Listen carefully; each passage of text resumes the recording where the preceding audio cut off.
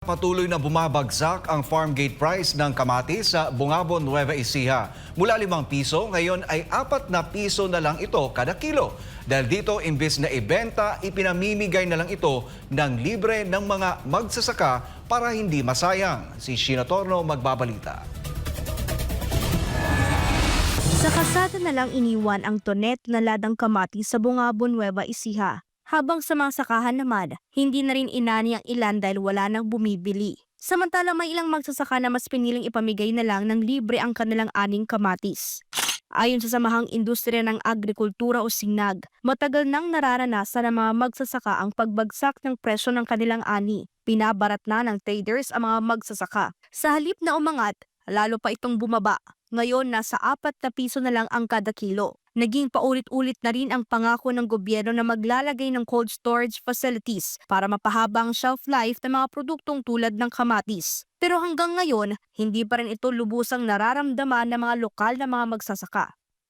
May mga sitwasyon na hindi nabebenta yung lahat ng ano niya. So iniiwan na lang nila kasi kaysa ibalik pa nila sa lugar nila, gagastos pa sila ng transport cost. So Dagdag pa ng grupong SINAG, huwag na raw sanang hintayin ng Administrasyong Marcos na mawala ng ganang magtanim ng kamatis ang mga lokal na magsasaka.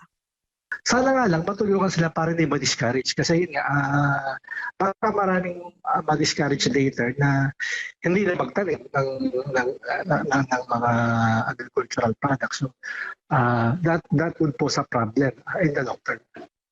Tugon naman ang Department of Agriculture. May mga programa silang nakalaan para matulungan ang mga magsasaka ng kamatis. Sabi ng DA, kung may sobrang ani, maaring lumapit ang mga magsasaka sa kanilang municipal agriculturist para humingi ng tulong sa pagbebenta ng kanilang produkto. To store yung mga perishable agri-commodities para una, mapataas mo yung shelf life, mapahaba, at pangalawa, yung presyo hindi fluctuating.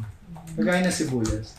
Sa kasulukuyan ayon sa monitoring ng DA, naglalaro na sa 20 pesos hanggang 50 pesos ang presyo ng kamatis kada kilo sa mga pamilihan sa Metro Manila. Habang patuloy na bumababa ang presyo ng kamatis sa farm gate, umaasa mga magsasaka na matutugunan ang kanilang hinaing sa lalong madaling panahon. Sa kabila ng mga pangakong solusyon mula sa gobyerno, nananatiling ang hamon na tiyaking hindi masasayang ang kanilang pinaghirapang ani at higit sa lahat na makuha nila ang tamang kita para sa kanilang trabaho. Para sa Diyos at sa Pilipinas kung mahal. Ito si Sheena Torno, SMNI News.